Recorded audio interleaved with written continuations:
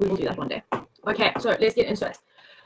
So this first one is from, 5 years ago now. And as I said to you guys, oh gosh, I can't remember when I said it. I think I said it when we were doing trig.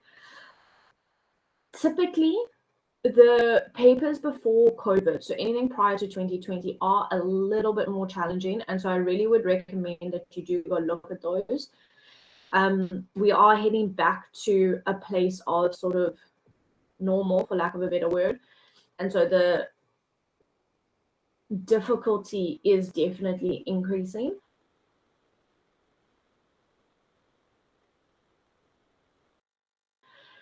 If you look at papers from 2020, 2023, when I say they're easier, slightly, okay, there definitely are some challenging questions, but prior to 2020, there were definitely questions thrown in there that were quite different. But like I say, this year, definitely things are changing. For example,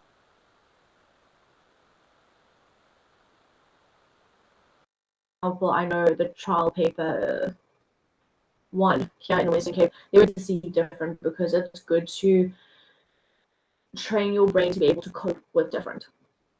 Okay, so let's see what we have here. We're going to employ the same tactics or the same analysis that we used last week on Monday in terms of Dr. CPT, but we'll chat about that now in a second if you've forgotten or if you have no idea who that is. So in the diagram, PQRS is a cyclic quadrilateral. Chord RS is produced at T. K is a point on RS and W is a point on the circle such that QRKW is a parallelogram.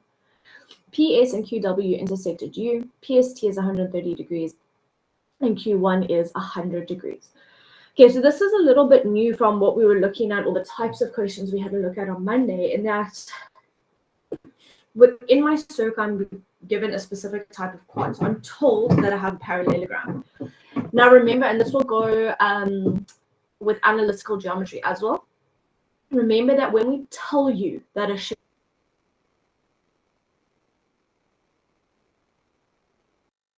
is a shape, so if I say it's a rhombus, a parallelogram, a square, whatever, you can automatically assume all the properties of that shape. So even though the parallel lines are shown here on the diagram, you can assume the opposite sides are parallel. You can assume the opposite sides are equal. You can assume, you can assume that the angles are equal. You can assume that the diagonals bisect each other, etc., etc., etc., etc. So you can assume all of those properties of the quadrilateral if you are told it is something. If you aren't told, you would have to first prove it is a parallelogram, a square, whatever,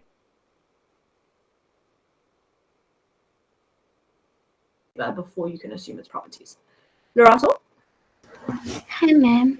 Do you mind Ma'am, can you hear me? Hello. Okay. Ma'am, do you mind re-explaining when you were, I'm not sure which bit you were explaining because you kind of cut on my side. I'm not sure if it's my network, but I couldn't hear properly what you said. Something about assuming.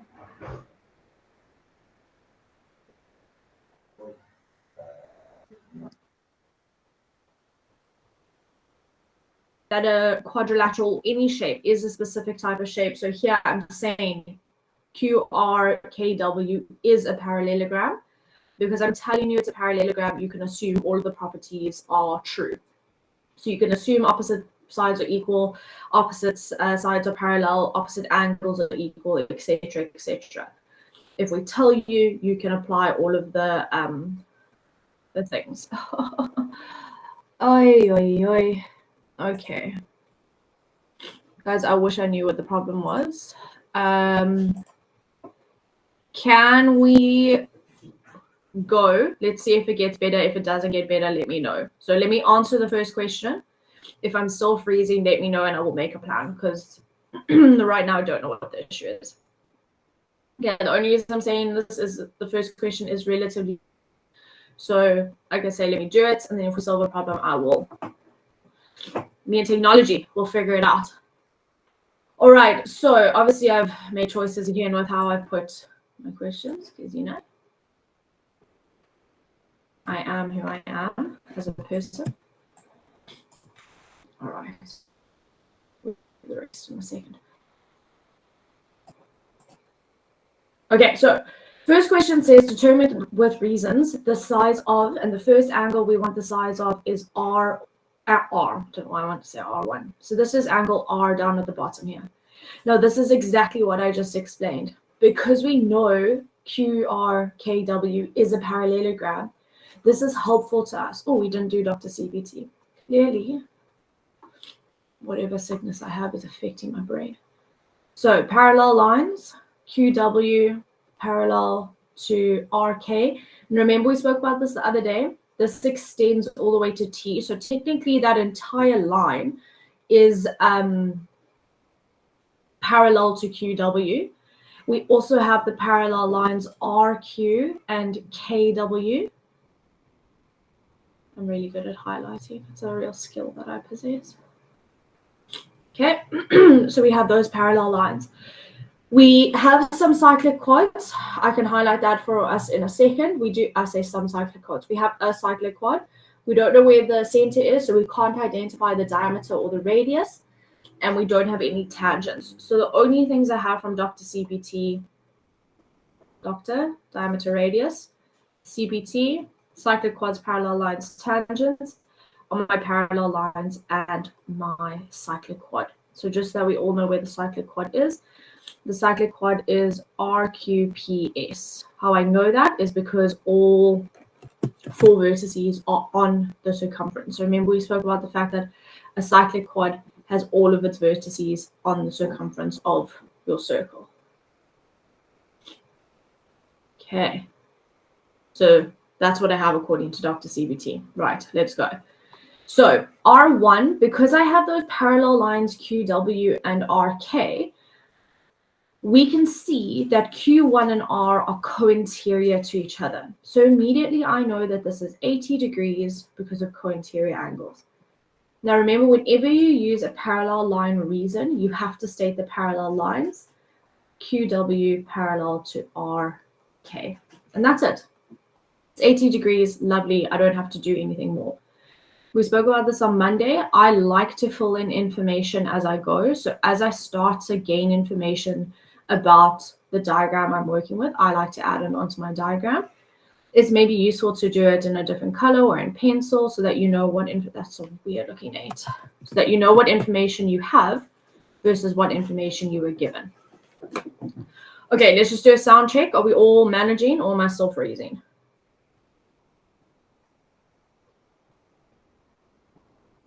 Okay, lovely. Sometimes it just needs to feel me out.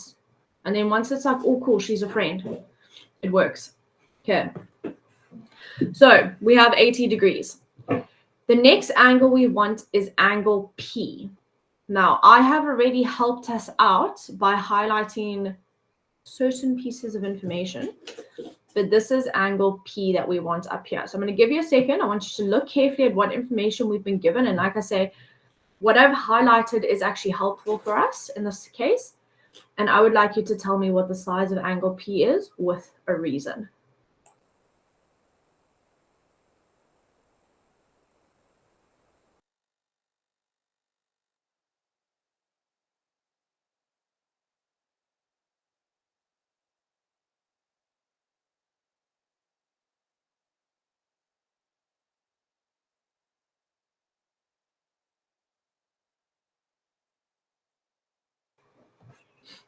Okay, any ideas? What do we think angle P is? Zavuyo?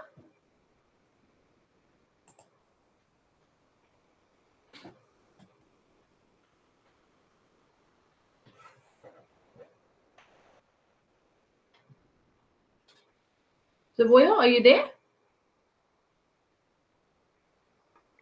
Sorry? Yeah? I think that angle P is 100 degrees because it is opposite to angle R, and opposite angles of a cyclic quad are supplementary. Lovely. Sorry, okay. Yes. Perfect, perfect, perfect. Things have... Oh, gosh. She wants to be involved. She agrees with you. She thinks that is an absolutely perfect solution. Right. So I highlighted for us the cyclic quad. So in yellow, we've got a cyclic quad there. Exactly as Avuyo has just said. opposite angles of a cyclic quad are supplementary. So R is opposite P, which means that P must be equal to 100 degrees. Now, guys, you don't have to do working out. So it's not like you have to say 180 minus 80 equals 100.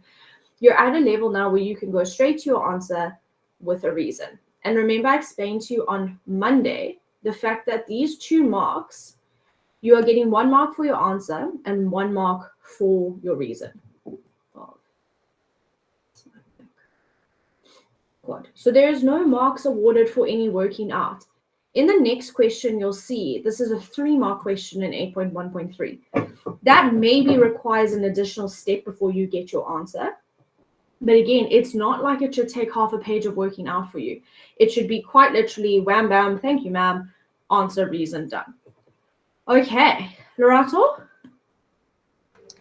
Ma'am, I have a question with the reasons. So you mentioned that how you get, like, with these questions, since it's 2 marks, it'll be 1 mark for the answer and then the next mark for like the reasons.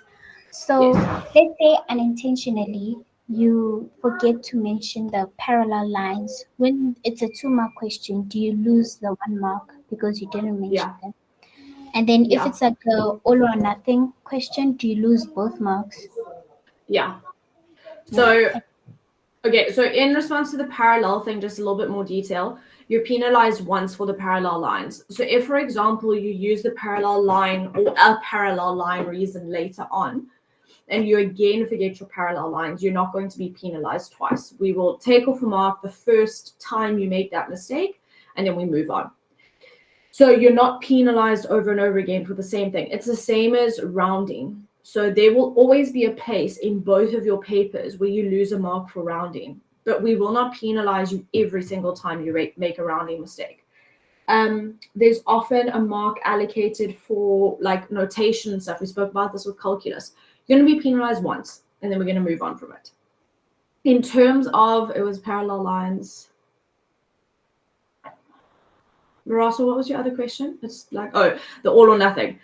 When we get to the more complex questions, so we spoke about the fact that Euclidean geometry is 3 questions. It's usually a basic grade 10, grade 11 question, which we're doing at the moment. It then steps it up and starts working with algebra. So there's questions that we were doing last lesson where it was like, state 3 other angles equal to x, prove that these lines are parallel, etc., etc.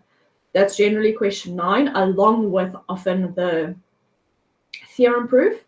And then question 10 is the similarity proportion situation. No.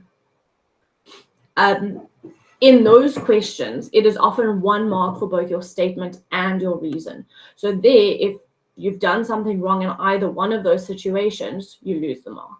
Okay. Cool. I hope that clarifies everything. Lovely. Right. 8.1.3, I'm asking you for PQW.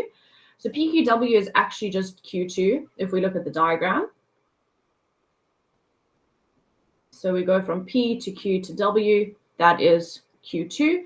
I'm looking for the size of Q2. So again, I want you to have a think. Remember, it's 3 marks.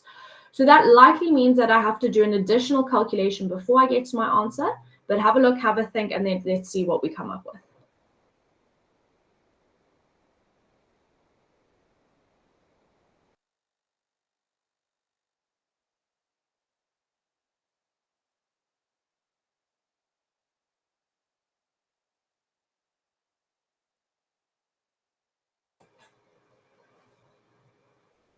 Okay, if you have an idea, you can put it on the chat or you can raise your hand and you can let us know. Again, think about the information that you have, how it's potentially useful to you. Nice, Bongi and Corsi. Do you want to unmute? I mean, it is there on the chat. Nice, Layla. That's honest. Layla, I did it your way. Bongi and Corsi, your way is perfectly fine as well. Sorry, I was saying, Bongi and Corsi, would you like to unmute? You don't have to. No pressure whatsoever.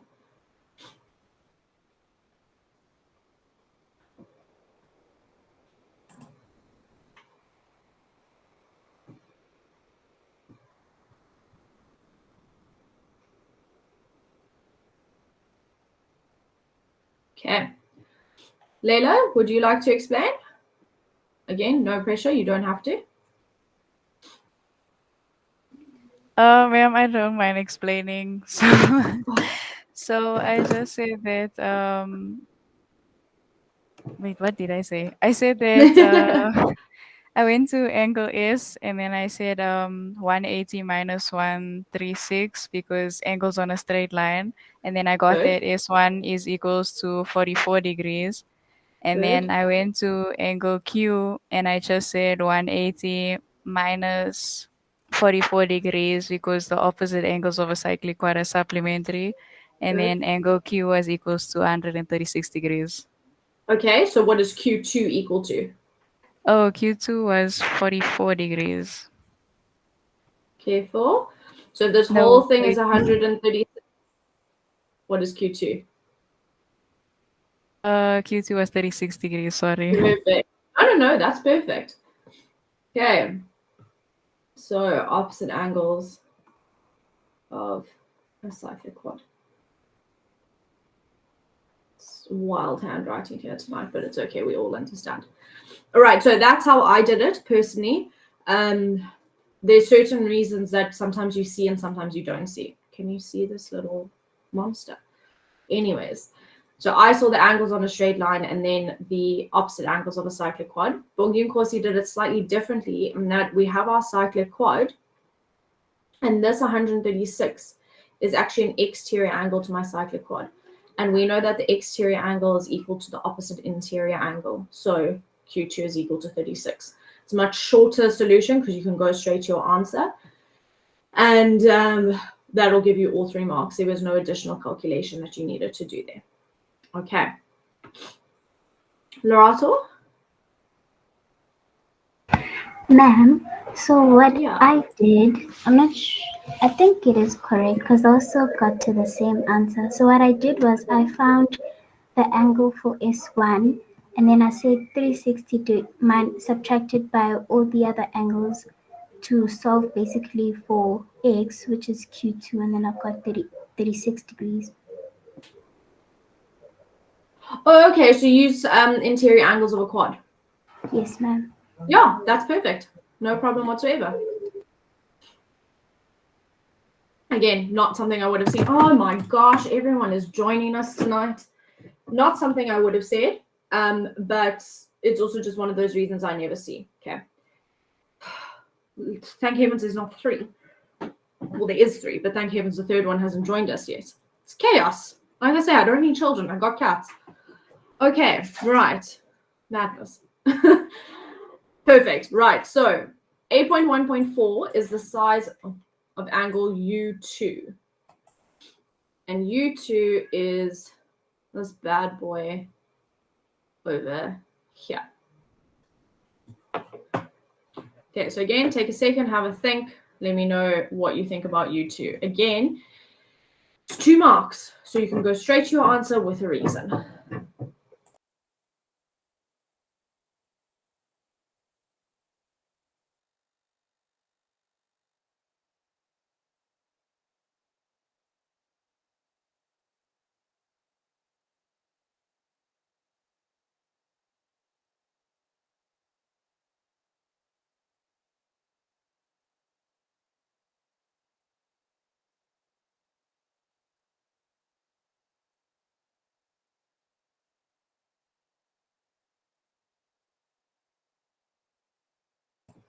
And again, once you have a solution, you can pop it in the chat, or if you want to raise your hand to explain, that's great. It's up to you.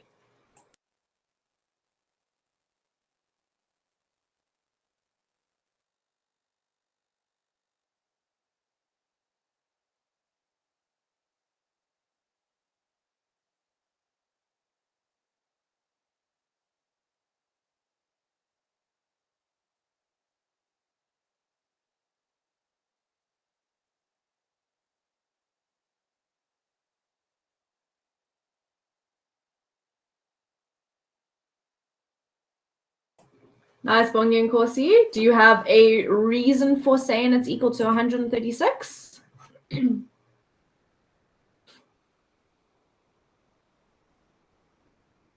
There are a couple different ways that you can do it.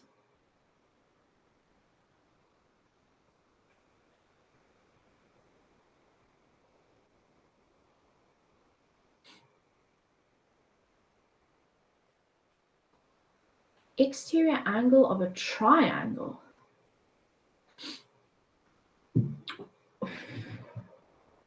Might need to explain that one to me.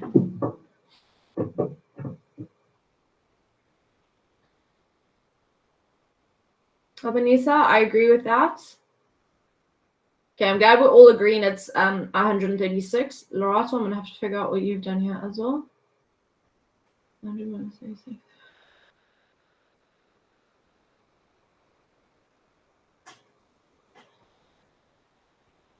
Okay, Lorato, perfect. You sum of angles and triangle at the top and then you went there. Oh, Bongi and Kosi, maybe that's why. Huh.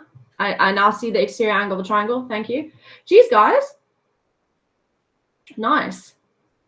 Okay, so all of these solutions that you're giving me are correct. And what I want you to see through this is that there are so many different ways to answer geometry question. And that's why I don't want you to get like disheartened when it comes to geometry. Just because you've seen it one way doesn't mean it's wrong. It's just different. As long as you can provide reasons with all your statements, and as long as you're making as long as you are not making any assumptions, you are absolutely fine. All right. So far we have got 1, 2, 3 different ways to answer this question.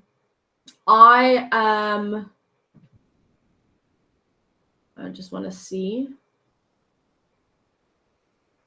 I did it differently. So there's 4 ways that you could do it.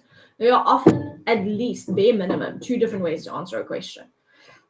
Okay, so I'm just going to go through some of them. The one that sort of would take you straight to the answer is the fact that if you follow your parallel lines, you have, oh gosh, and then I started laughing and then everyone went pear-shaped. Okay, if you follow your parallel lines, you have alternate angles. So S2 is an alternate angle with U2. And so U2 is equal to 136 alt angles QW parallel to RK. Right? That takes you straight there. What Bongi and Corsi did was, if you look at the little triangle up at the top, QPU, U2 is an exterior angle to that triangle. So remember, we worked out Q2 to be 36 plus 100, exterior angle of a triangle. Lorato did interior angles of a triangle. So 180 minus the 100 minus 36 to get U1, and then angles on a straight line to get U2. All of these solutions are perfect.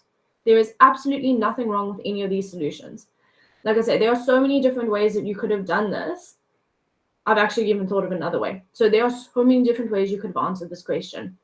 Reasons and no assumptions. You will be absolutely fine if you don't do those things, or you give reasons and you don't make assumptions. All right, so let's take a screenshot of this and then we're going to have a look at the next one. The next one I thought was quite interesting just because it was an interesting way of testing, I suppose, similarity in a sense. It's usually the geometry we're very used to circles. So this was just a little bit different. So I thought nice, again, to look at different things to train our brain not to be scared when we encounter something different. Okay, we're all on it though. It's awesome. Okay, so, and again, I've made choices with how I've put my questions, but I think we've all accepted that I am who I am as a person. And it is what it is, you know? So be it. Okay, so in the diagram, the diagonals of quadrilateral CDEF intersect at T. EF is 9 units, DC is 18 units, ET is 7 units, TC is 10 units, FT is 5 units, and TD is 14 units. Okay, now all of those links have been put onto my diagram for me. So the first question asks, prove with reasons that angle EFD, so EFD, this angle over here with the green circle, is equal to angle ECD. ECD, this angle over here. So we're talking about angles being equal. So now we need to think very carefully about how could I show that angles are equal? So if we think about all our reasons that have equal angles, we've got angles opposite equal sides. I don't have that here, so we can eliminate that. I have got corresponding angles and alternate angles with parallel lines. I don't have parallel lines here, so I can't do that. I have exterior angle of a cyclic quad equal to the opposite interior. I don't have a cyclic quad, can't use that. Vertically opposite angles, these are definitely not vertically opposite, can't use that. And so what we need to train our brain to remember is that one way that we can show angles are equal, and specifically angles that are equal in two different triangles, is through similarity. Okay, so important here is going to be our use of similarity. Baba, I'm going to lock you out, eh?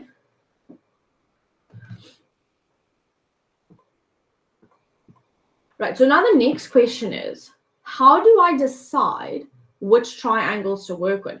Because if you start counting triangles here, you have a lot of triangles that you need to work in. So the first thing is you need to have triangles, or you need to work with triangles where these angles are part of the triangle. So what I mean by that is potentially we could use triangle EFD and triangle ECD. Now, when I start to decide which triangle is most appropriate for me to work with, remember, I'm wanting to prove similarity. And there's two ways to prove similarity. Option one is to say all corresponding angles are equal. Option two is to use sides in proportion. And you can tell which one you're going to use. So angle, angle, angle, we will use if we are given angles, or if we're given information about our angles. I'm not given any information about my angles here, so I can't use this reason. Sides and proportion we use when we have information about our sides. I have that, so I'm going to use that reason for similarity. So now that we've decided, okay, cool, I'm going to have to use the sides, I can now go back to my triangles and say, okay, if I'm going to use the sides in proportion reason, I have to have all of the side lengths in my triangles that I'm working with. So if we go back to these two triangles I've highlighted, we have the length of EF. If we add 14 and 5, we have the length of FD, but I don't have the length of ED. And the same will be for the other triangle. So that's a bit of a conundrum I face, right? I need all of the side lengths in order to prove that the sides are in proportion with each other.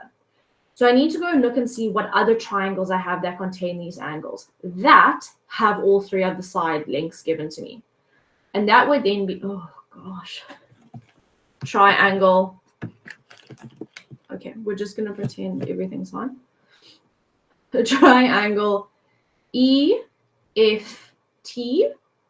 because I have all three of those sides, and triangle DCT.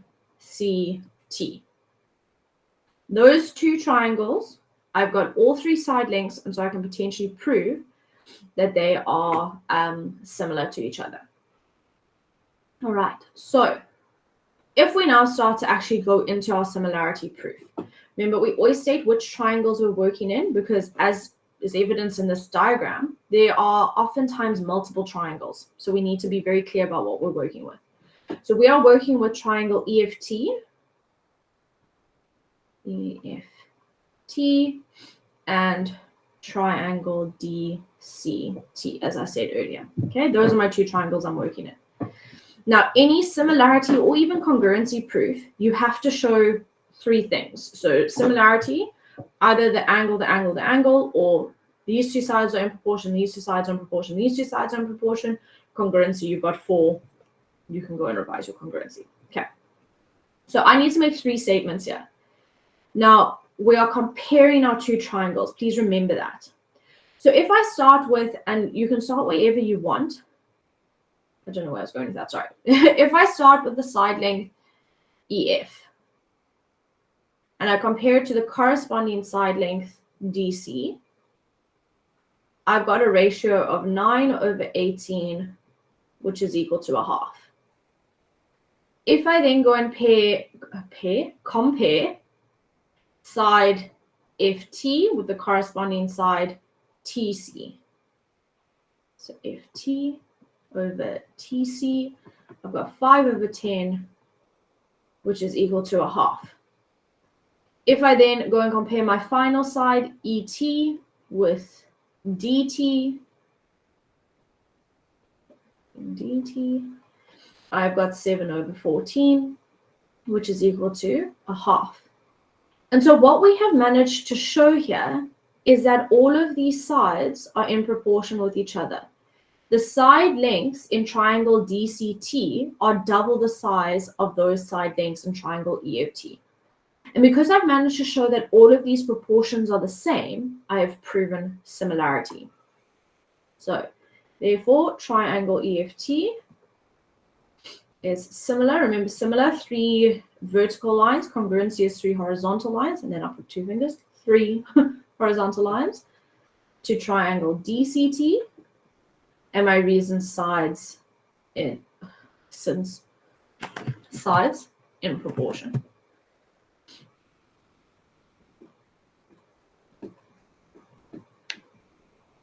What's wrong? Okay. She's being calm and apparently I'm bothering her now. Right, that one hasn't actually answered the question though. The question said, prove with reasons that these angles, EFD and ECD, so our dots, are equal to each other. However, because I've now proven that triangles are similar, I can say that those angles are equal to each other because they are corresponding angles in similar triangles. So therefore, we can say angle EFD is equal to angle ECD. And there's a couple different ways you can give your reason. I generally say corresponding angles in similar triangles. You could just state the similar triangles. So triangle EFT is similar to triangle DCT. There's a lot of different ways that you can say it. I generally go with the first one, but as long as you're getting across the fact that the triangles are similar and they sit in corresponding positions, you're good. Okay, so when you're given something like this, again, that pre-analysis of your question is so useful and so important. It gives you so much that you can then work with once you actually get into your questions. Right, I'm just going to stop there for you to take a screenshot.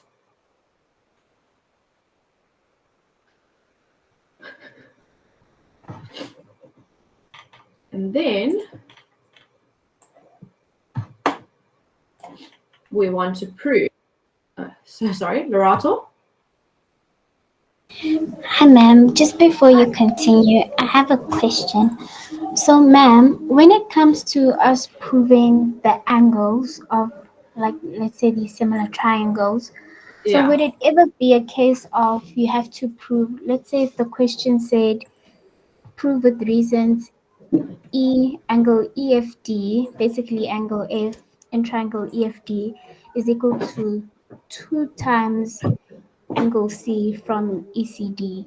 Will it ever be such a case, or will it always be like the angles are equal? It's just the triangles whereby triangle ECD is twice the size of angle EFD. Triangle EFD. So if we're going to talk about angles being twice the size or whatever, the triangles then aren't similar. So it would be a completely different type of question.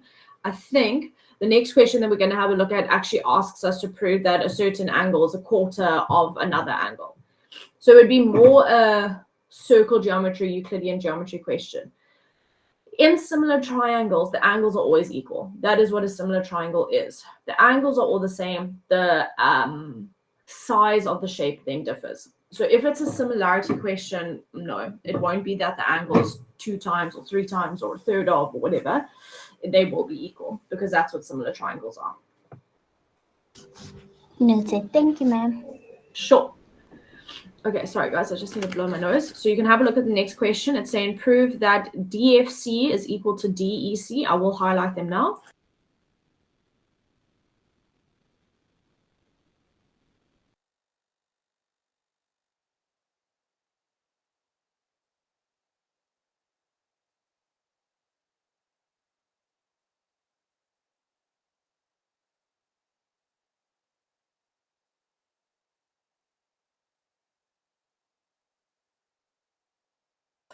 Goodness gracious. Okay, so if we move into this next question, let's get a contrasting color here.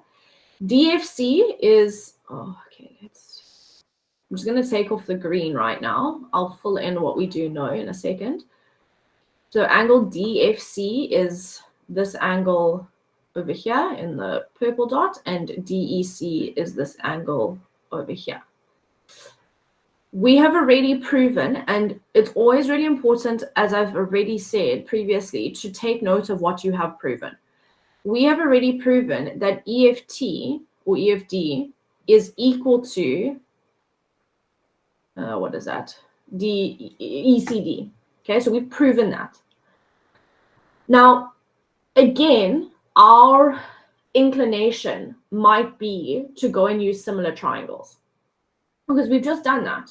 Okay, we've just proven that these triangles are similar, so why not do it again? Why not use the tried and tested method?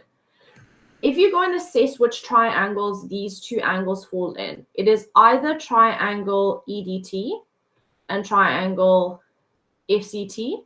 But once again, we have the problem that we don't know two of the sides. So that's a problem for me. If I look at another triangle it's in, EDC and FDC, once again, same problem. I don't know FC and I don't know ED. So the similarity method isn't going to work here. But let's think about what we've just proven. And hopefully what I'm about to do here is going to help us. We have just proven that in these two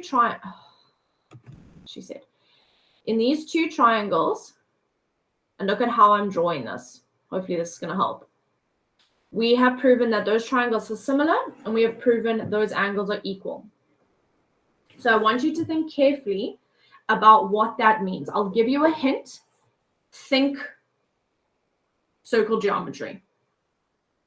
If we have proven that those two angles are equal, we've just done it, how does that help me? What have we actually, in essence, proven by showing that those two angles are equal? The third one is now here. You've gotten all of them tonight.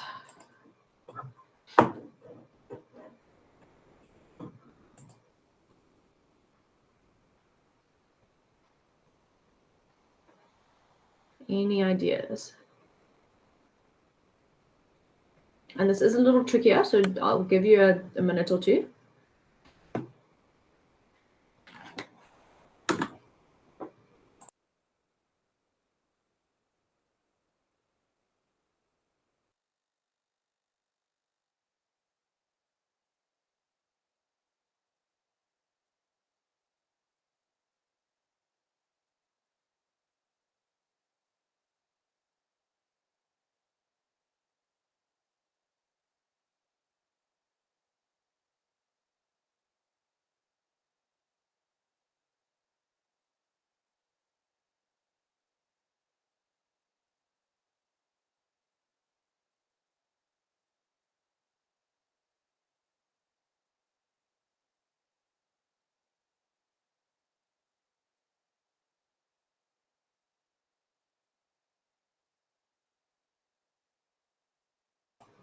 Any ideas, grade 12s?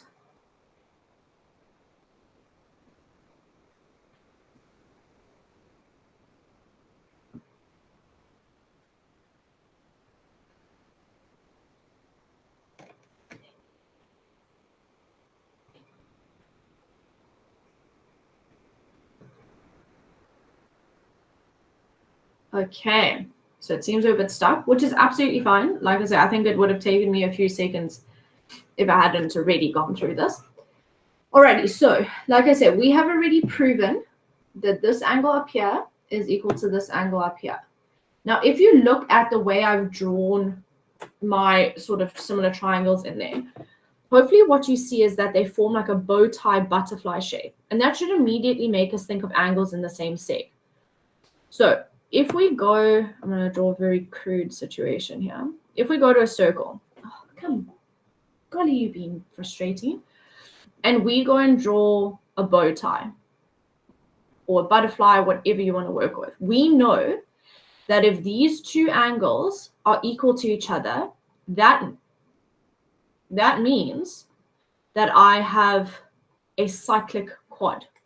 So that means that if I joined these 4 vertices, I have a cyclic quad. So what I've actually proven by showing that those 2 angles are equal is that EFCD is a cyclic quad. And if EFCD is a cyclic quad, what that means, and this is not going to be a good circle, please just pretend it's a circle. What that technology couldn't even pretend it was a circle. Pretend that's a circle. What that means is that all 4 of those points lie on the circumference of your circle, which means that angle DEC and angle DFC are angles in the same seg, and so they have to be equal. All right, so really important that we do remember that even though this seems to be a quadrilateral type question, all your knowledge can apply. So we've even seen this when I'm trying to think, like in functions. We did a question a while back with functions, and there was a angle of inclination question. Angle of inclination is analytical geometry. That's paper 2. They threw that into a paper 1 situation. You can use any knowledge that you have to answer this question. Okay, so just because it's a quad doesn't mean we can't use circle reasons. So we already know that angle EFD is equal to angle ECD because we've proven that. Remember, if you've proven something, you don't need to redo it. And so therefore, E, F, C, and D are concyclic. Right, I don't know how many of you have heard the term concyclic. Concyclic means they fall on the circumference of a circle, hence forming a cyclic quadrilateral. So therefore, angle DFC is equal to angle DEC because of angles in same seg. Okay, so always remember A, you can use whatever information you have to answer a question. And B, once you've proven something, try and use it. Oftentimes, particularly in questions like this where they lead on, so like 8.2.1 and then 8.2.2, the information that you've gotten in the previous question is probably going to help you in the next question. So use it. Right, I've just made it a bit smaller so you can screenshot. Hopefully that makes sense, but obviously ask away. Lorato, I see your hand. Ma'am, so in an exam, if I were to get maybe a similar question to this one, so would it be okay if I like drew, maybe like when to show my working out, maybe drew like a circle by the quadrilateral, just maybe to also help me and also like show the marker what I mean? Absolutely, Okay. absolutely. So on that, guys, paper 2 particularly, you get an answer book. So what happens is when they give you the answer book, all of the diagrams, they take from the paper and they put it into the answer book. So you basically have a copy of the diagram. In that answer book, do exactly what Lorato's done. If you need to visualize the circle, obviously, hopefully you would draw a better circle than that beauty. Do it. If you need to highlight, draw, scribble, whatever, do it. I think I also mentioned on Monday that we can mark your diagram. So if, for example, and I'm going to scroll back up because this is a better example. If, for example, in this last question, you 2, you were really struggling to get it. And so you started scribbling on your diagram. Okay, you know, this is 44 alternate angles, and you filled in your alternate angles and whatever, but you didn't write anything down in the space. I can go and mark your diagram. So I can see, okay, cool. This person worked out angles in a triangle. Okay, cool, mark. You won't get the full 2 marks, or you won't get the full 5 marks, or whatever the case is. But if you put stuff on your diagram, particularly when you are struggling with a question, we can mark your diagram. Okay, that's also super important when it comes to the proof question. So remember, for all of your proofs, any geometric proof, there's a construction that you have to make. If that construction is not on your diagram, everything that you've done is nonsense because you are referring to something that doesn't exist. You need to put it on your diagram. It then means that in your actual proof, if you don't say construct radii OA and OB, but you've done it on your diagram, it's fine. I can mark it on your diagram. Okay, so please remember that and that's also why I say to you on Monday and today, put your information on your diagram, put it there, because if for whatever wild and wonderful reason something goes terribly wrong, at least it's on your diagram and your marker can try and find a mark for you. Okay, so you can mark your diagram. Please use that to your advantage. Okay, sometimes I feel like I ramble. I'm hoping that my ramble with this sort of stuff is useful to you. Otherwise, just tell me to. Okay, I'm hoping we're taking screenshots. Excuse me now. And then let's have a look at this next one. So this is kind of what Lorato was asking earlier in terms of proving that proving that an angle is half the size of or double the size or whatever of another angle. And this question is exactly that. I love questions like this. I know that you guys don't, because particularly with the algebra, it gets a little bit confusing, but we're going to manage it and we're going to do well here.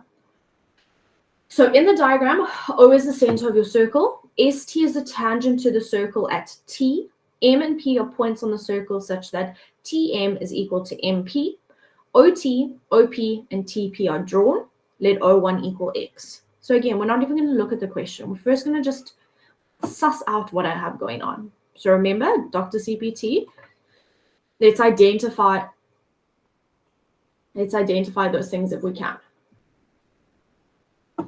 So first things first is I know where the center of my circle is. So here's the center. I know it's the center because it said O is the center. 90% of the time, grade 12s, we use O as the center. Every now and then we throw you off with like M is the center or R is the center. So read your information carefully. Okay, particularly if it's not used as O. Right, because we have O as the center of our circle, we can go and look for radii and diameter. So unfortunately, there's no diameter here, but there are radii, and they told us that the radii were drawn in. So they told us that OT, which is a radius because it's from the center to my circumference, and OP were drawn. Okay, shame. OT looks a little sad, but it's all right. We accept him as he is. Not radii. I need to get rid of that because it will upset me. But we have radii. The next thing we're going to have a look at is if I have a cyclic quad.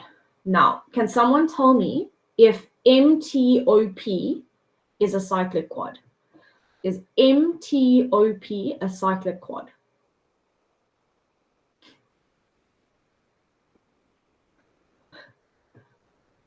Nice, Lorato. Can you give me a reason why it's not?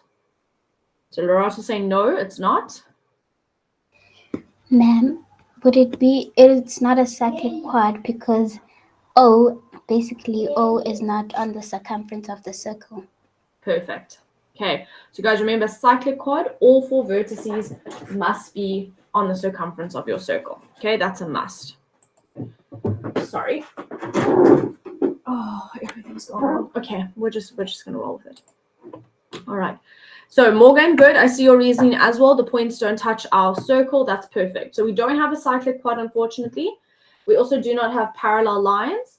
However, we do have a tangent. We were told that ST is a tangent to the circle at T. So when it says at T, that's your point of contact, essentially.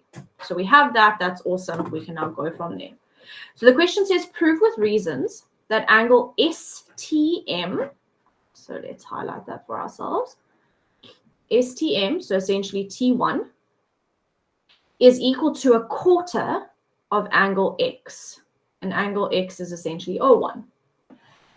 Now, guys, when you get questions like this in particular is where I would say if you're feeling stuck, start filling stuff in on your diagram. Okay, because again, I can mark what's on your diagram, and oftentimes as you start to fill in information, you can see where you need to go. So I want you to take a look. It is a multi-step process, so I don't expect you to get it in like a minute, but have a look and see if you can start to figure it out, fill in information, see what is useful.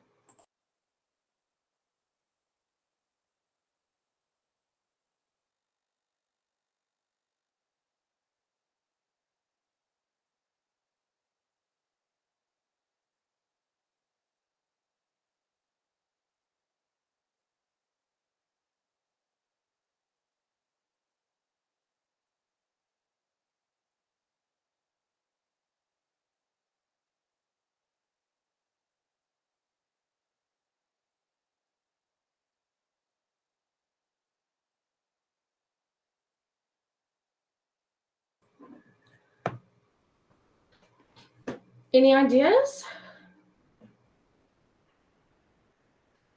And if you don't have any ideas, could you just give me some information? So like, is there another angle you could find in terms of x, for example?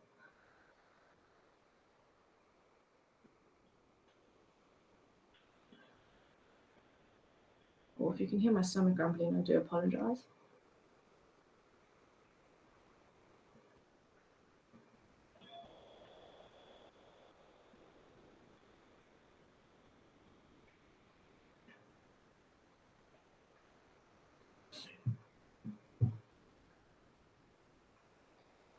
Okay, I'm going to give you 1 more minute, and if I don't get suggestions, I'll start doing it.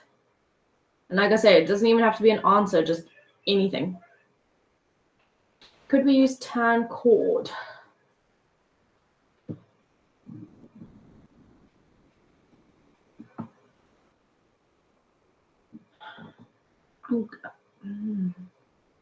I really want to say yes. So I hear what you're saying. Just remember, I'm saying just remember as if it's like wrong. I don't know. We'd have to go and figure it out. I didn't use tan chord, but maybe you could. So if we're using tan chord, I seriously question how I passed primary school sometimes. Not even primary school, preschool. Anyway, okay, whatever. Tan chord would mean that T1 is equal to P1. Okay, so if we can prove that that is equal, then yes, absolutely. My concern is, how do we get P1 in terms of x? Because remember, we're trying to relate it back to x, and x is this angle at O1. So we know that, guys, this is very much me just going off a suggestion. Like I say, I did not do it like this, so we might get somewhere, we might not.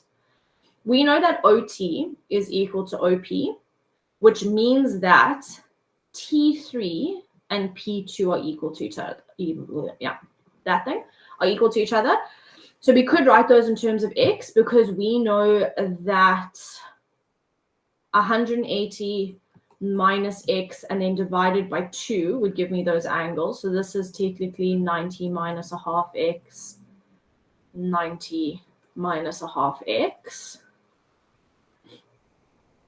How does that help me get to P1? Lorato? Ma'am, I have a question. So, Yeah. ma'am, since OT is equal to OP, Yeah. are we allowed to maybe draw maybe like a perpendicular line, maybe to say that O is perpendicular to TP? So we don't know that, unfortunately. So we can't draw it, ma'am. Unless it's So unless they gave us a line like this, no, that won't even help us. No, we can't state that, unfortunately. Oh, okay, ma'am. Okay. I am starting to think, though, that we're on the right track here. I don't know. Let's see what happens.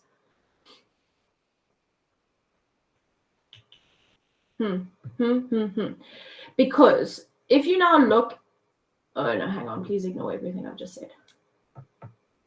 We can, so we can say that MTOP is a kite, and I made a poor choice in line situation. So let's just add an extra line.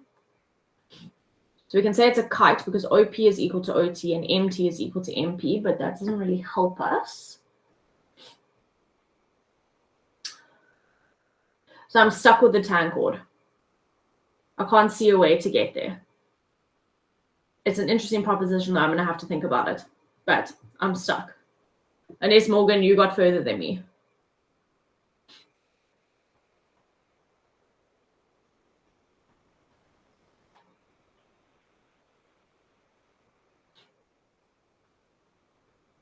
Okay, so guys, while we're discussing this, do you also see how useful it is to draw stuff on your diagram?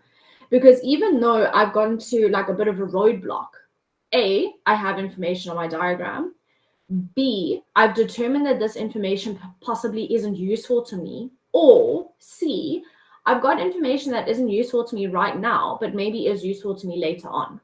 Okay, so putting stuff on your diagram just lets you see the steps that you need to follow. Okay, so Morgan, I'm assuming you didn't get further than me. Obviously, just shout at me if you did. So what I would do is I would go and say, okay, cool. Now, there's a reason I'm going to go and do this. I'm going to work out this reflex angle O2. And the reason for that is your angle at center theorem. Okay, we know that we've got that nice sort of arrow-looking situation, 2x, x, lovely angle at center. We also have the one that's slightly, whoa. Let's try and draw it at the center. Slightly, I want to say off center, but that's not the right reason, like where it crosses over kind of vibe. So 2x, x. But what we need to remember is that we also have the obtuse angled center situation. So we have a situation here, obviously terrible diagram, where this reflex angle is going to be equal to half the angle of the circumference. And that's what we have here. So this reflex angle is 360 minus x. I'm just going to write this down with reasons as I go, because you always need to give reasons.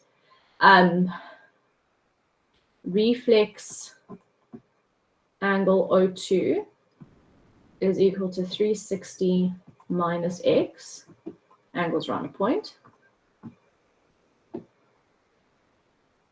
Apparently not around a point, just around a. There we go. And if I now know that that is 360 minus x, then I can go and work out what angle M is. Okay, I see the comments on the chat. I'm going to get there now. Let me just write this down, otherwise my brain's going to. So angle M is equal to half of that. So 180 minus a half x.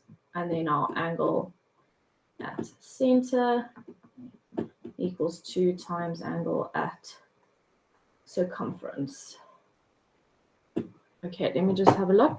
I got T1 plus T2. T1. It would also help if I could read. T1 plus P2 equals 180. T1. Oh my gosh. T2 plus P1.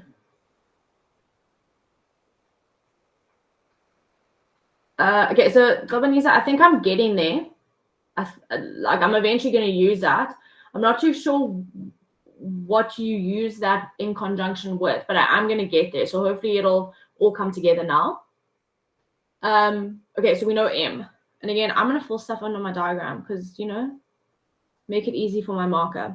Exactly as Arato said earlier. Right, so this is now where I would use my angles in a triangle situation. I know that MT is equal to MP, which means that T2 is equal to P1, angles of equal sides. So this angle is equal to this angle. And then I would use my sum of angles in a triangle to work out what those two angles are. And then, see, tan chord, we got there in the end.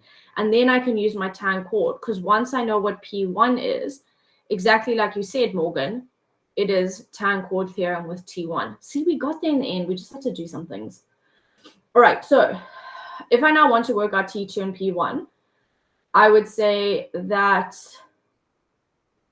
we want P1. So I'm going to work with P1. P1 is equal to 180 minus the 180 minus a half x. And then I'm going to divide it by 2 because those angles are equal to each other. And this is my sum of angles in triangle. Now, be careful. Obviously, there's different ways you can do it. I'm going to simplify my numerator. So when I distribute in this negative, 180 minus 180 is 0. It's gone. Negative times a negative is a positive. So I've got positive a half x divided by 2. Now, guys, obviously, you can just type that into a calculator. There's no reason for you to try and do this in your head. But just that you know, if you've got a half divided by 2, our basic rule of fractions is that we tip in times. So you actually have a half times a half, which is a quarter, which is what I want. So this ends up simplifying to a quarter x. And so we get that angle STM is equal to angle P1, which is equal to a quarter x because of that tan chord theorem Morgan said earlier. And so we have proven that's the case. Now remember, you don't actually get a mark for your final statement of proving it because I'm essentially telling you it's equal. I'm just asking you to show it to me and prove it to me. This was a 7 marker though. So maybe let's do the mark allocation so we can see exactly what's what in the shindig. Okay, so there will be lots of different ways to do this. Let me also just preface that statement with that. Okay, so a mark for your O2 equaling 360 minus x. In this case, oftentimes, and I can't remember if I said this on Monday, so I'm going to say it again. Oftentimes, the really basic reasons, like the 8 to 9 reasons, we just give you a mark for your statement. We don't really give a mark for the reason. However, please put your reason there. Okay, you don't want to lose a mark because you just didn't put your reason down. So put it there. It says with reasons, give your reasons. Right, the next thing that you got a mark for is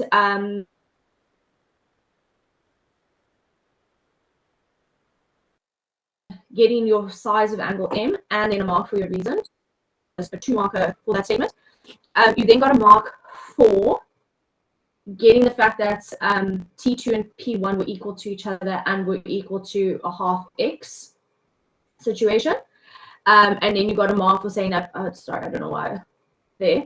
And then you get a mark for getting the quarter x. What's that? 1, 2, 3, 4, 5. You then got a mark for the reason of this, which was the angles opposite equal sides.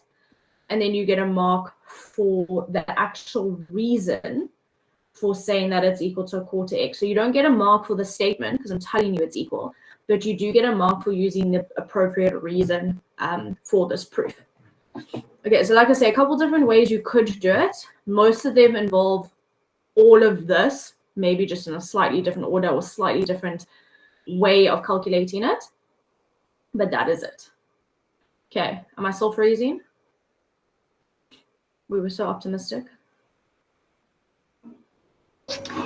Ma'am, you're good now. Okay, great. I probably had too many things happening in life. Great. All right, so I'm going to stop here, take a screenshot, and then we'll have a look at the next one. But again, guys, fill in stuff on the diagram. Like, honestly, when I get stuck with a geometry question, that's how I do it. Second I start filling in stuff, I start to see where I need to go.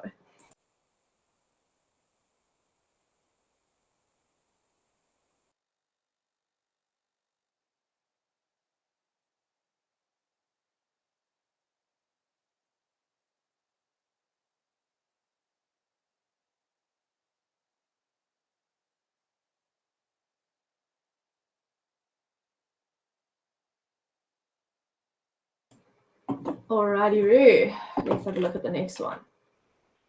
Okay, so in the diagram, ST and VT are tangents to the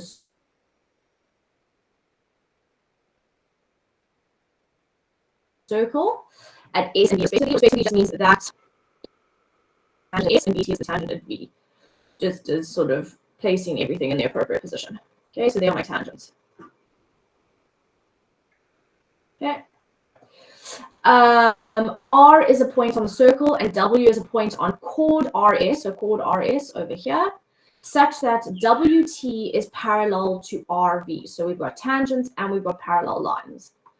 So WT is parallel to RV. SV and WV are drawn, so it's just saying we're drawing these straight lines. WT intersects SV at K. We can see point K there. And it says let S2 equal to X. And the first question is asking us to write down with reasons 3 other angles each equal to X. I'm going to see if I can bring this to the front. Otherwise. Great. Okay, so I'm going to give you, let's give it 2-3 minutes. 3 minutes, 3 angles. I want 3 angles equal to X with reasons. So the 6 marks shouldn't scare you. It's 3 angles, 3 reasons, 6 marks. Right, so have a think. You can pop them in the chat.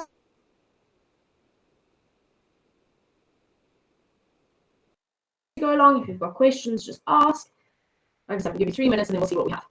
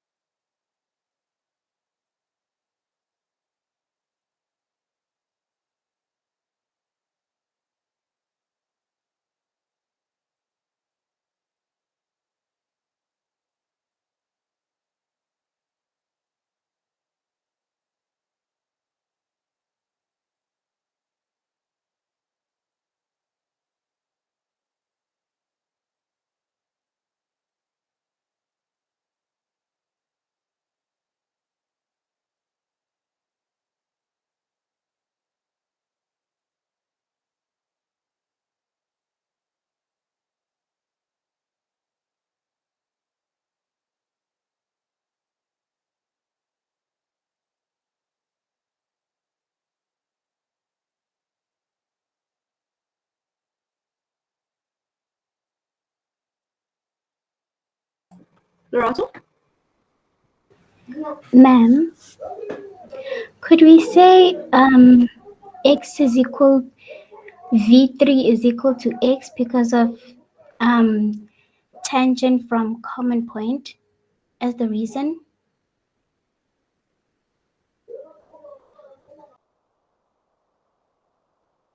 Good. Okay. Ooh, good, golly. Guys, exactly. Remember that when you have tangents from a common point, exactly as Lorato just said, they are then equal to each other. And I explained this theorem to you guys on Monday. And what that means is that the angles opposite them are equal. So, and Lorato, I feel like you're going to ask me this question, so hopefully I'll answer it in saying this. Oftentimes what we say is we kind of skip reasons out. So Lorato said there, v3 equals s or equals x tangents from a common point. You would probably get those marks, but I'm always hesitant to say skip reasons because I just know with, and obviously I'm talking within like my province, there was a discussion about the paper 2 memo the other day, and they were so pedantic about how things had to be done and how you had to state things and work things out.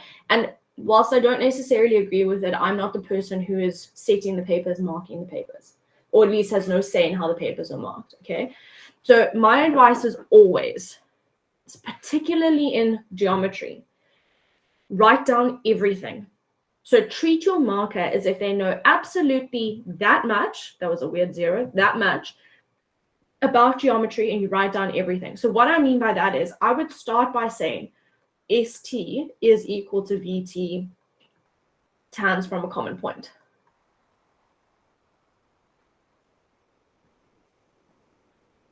Then I would say, therefore, V3 is equal to X angles op equal sides. We generally give you the tans from a common point as a reason. There's nothing wrong with that, okay? But like I say, as I said earlier, we're getting back to a point where we are a lot stricter and are a lot more like there's a very fine, very clear line where we say we'll mark this, we won't mark that. So rather lay out everything, leave no room for, oh, should we have said this? Just say everything. Okay, so yes, V3 is equal to X. Whoopsie daisies. We have that. Morgan, W2. Okay, so we just need to be careful here. I initially thought that as well, but just be careful. We don't know that WSTV is a cyclic quad. So I don't know that these 4 points pass through the circumference of a circle. We would first need to prove it's a cyclic quad before we use that reason. I did exactly the same thing, so just be careful. Sorry, I just need to get my... Tabanisa, exactly. Okay, cool. The other one, angle R, sorry, I was looking for R1, and obviously that doesn't exist, equals X because of tan chord theorem. VT is our tangent. Our chord is SV, tan chord theorem. So R is equal to X tan chord theorem. Excellent. We need one more.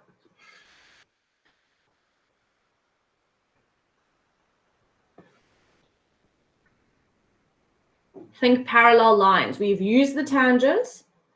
Let's try and use the other piece of information we were given, the parallel lines. Sylvia? I think W3 because of corresponding angles. Perfect. Exactly. W3 is in a corresponding position to angle R. So W3 is equal to X. Corresponding angles. And then just remember to state your parallel lines, which is WT parallel to RV. Excellent. Well done. Nice, guys. And remember, now that you have the stuff, you've proven it.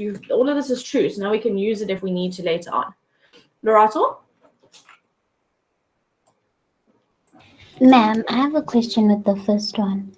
So with the basically where I had stated the answer for V3 equals to X, since in the description it mentions that the ST and VT are tangents, do we have to also, is it a must to show to the marker basically that they are equal?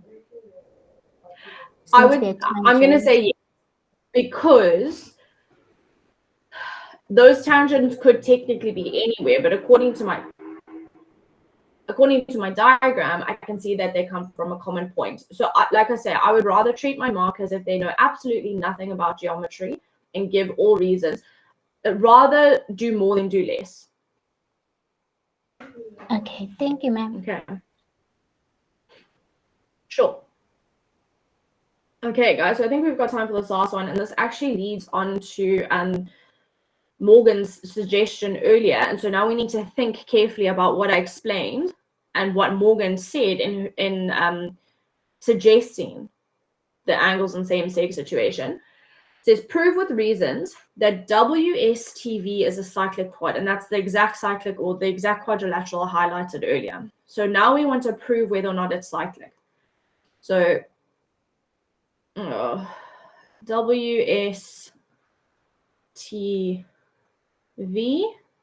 I want to prove it's a cyclic quad. So again, look at it, think carefully. A, Morgan's already helped us out here. B, use the stuff you've already found. So use those X values you've already found to help yourself.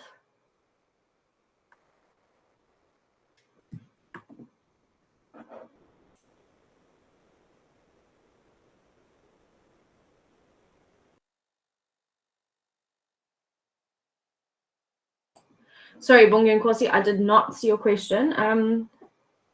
K1 equals X, alternate angles. So just be careful. VT is not an extension of RV. So this is not an alternate angle because this line, VT, is not part of the parallel line. So just be careful there. I hope that makes sense. Cool.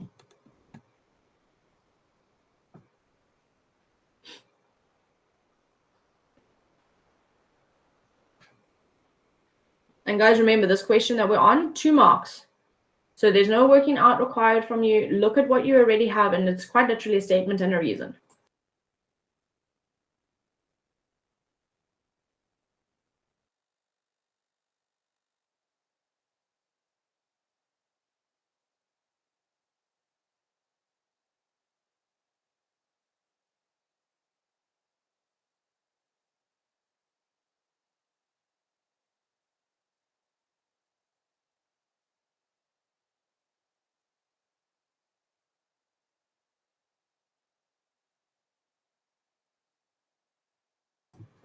Okay, I'm gonna jump in. Obviously, if as I'm talking you come up with stuff, pop it in the chat. So what I think is probably helpful for us at this juncture is to remember the 3 ways we can prove something is a cyclic quad. So your cyclic quad reasons, opposite angles of a cyclic quad supplementary, exterior angle of a cyclic quad is equal to the opposite interior angle, and angles in same seg, those are your cyclic quad reasons. So those 3 things are true if you have a cyclic quad. To prove a cyclic quad, we use the converses of those reasons. So what that means is if you can prove that the opposite angles add up to 180 degrees, it's a cyclic quad. If you can prove that the exterior angle of your cyclic quad is equal to the opposite interior angle of your cyclic quad, it's a cyclic quad.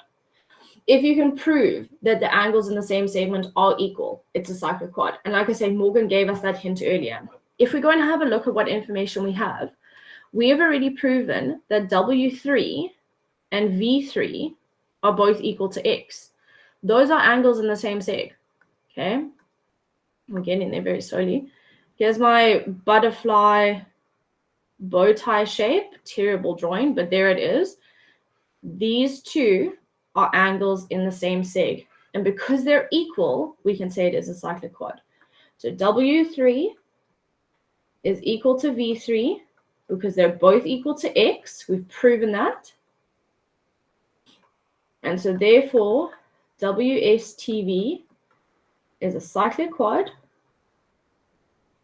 And be careful here because you're proving a cyclic quad. And like I said, it's a converse. You need to say converse angles in same seg.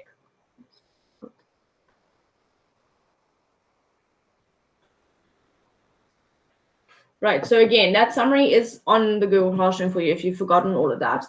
But that's how you prove cyclic quads with those 3 converses. I did run through this on Monday, but just again, tangents. If you want to prove a tangent, it's the converses of tan, perp, rad. So if you can show that the line you're trying to prove is a tangent is perpendicular to your radius, it's a tangent. And if you can show tan chord, so if you can show that the angle between the line that's your tangent and the chord is equal to the angle in the opposite segment, you've proven that it's a tangent. 2 ways to do that. We did a proving of parallel lines on Monday. So hopefully that's still somewhat fresh, but you're proving or you're trying to show that corresponding angles are equal, alternate angles are equal, or that co-interior angles are supplementary. So always just try and think, if you're trying to prove something, you're trying to prove that what you know is in actual fact true or does actually apply here. Okay, so Morgan had essentially done it for us. We just now needed to formalize it in a statement. Okay, I think we can do this last one. I don't know if we'll have time, but we'll see how far we get. So B is asking us to prove that WRV, triangle WRV, I apologize, is isosceles. So W. Okay, so again, shouldn't have passed primary school. WRV is an isosceles triangle. Now again, think about how you can prove something is an isosceles triangle. Either that 2 side lengths are equal or that opposite angles are equal to each other, or 2 angles are equal to each other. So think carefully about it. I'm going to give you 1 minute and then I'm going to do it.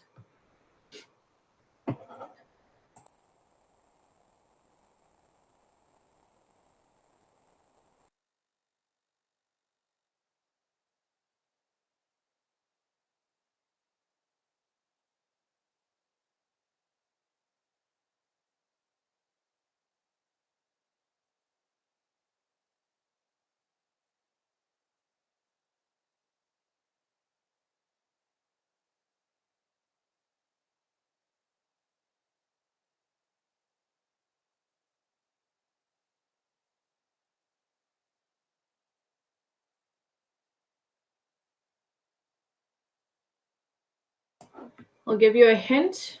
Your triangle reasons is going to be useful here. So think about all your reasons that have to do with triangles.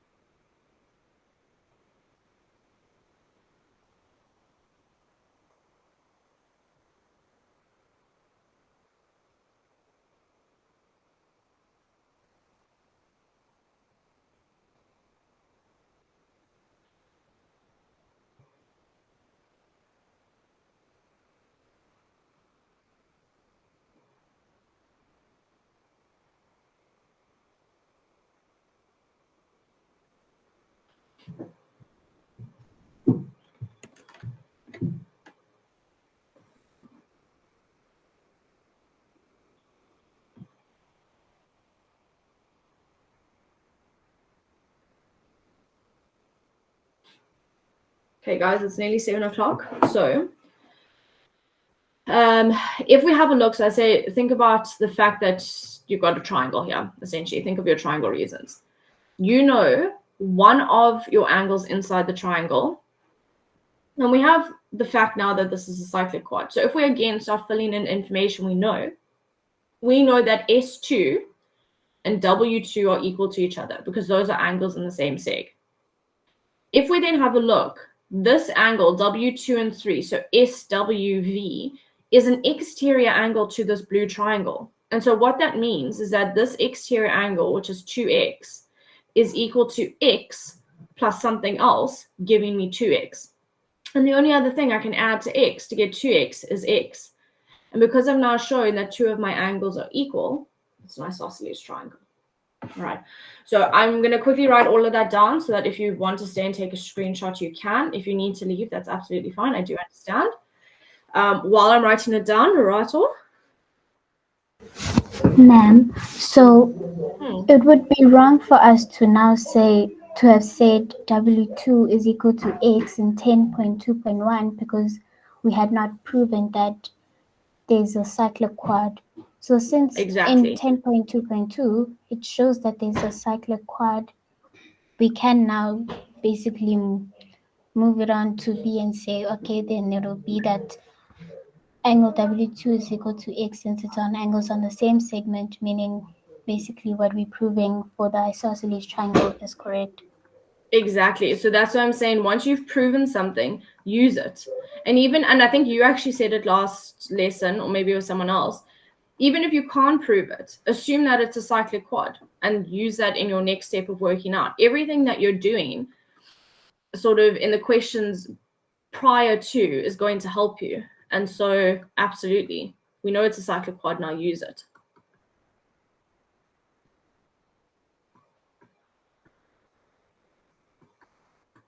Okay. All right, so that is just the sort of statement reason situation of what I just said. If you want to take a screenshot, just get the whole question in. There we go. Okay, W1 is X. Alt angles.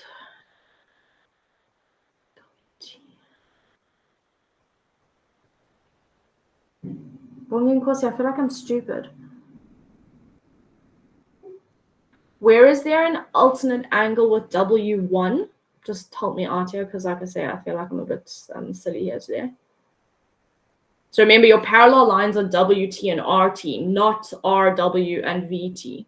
So we need to work with the correct parallel lines. But like I said, unless I'm just missing it. So for you?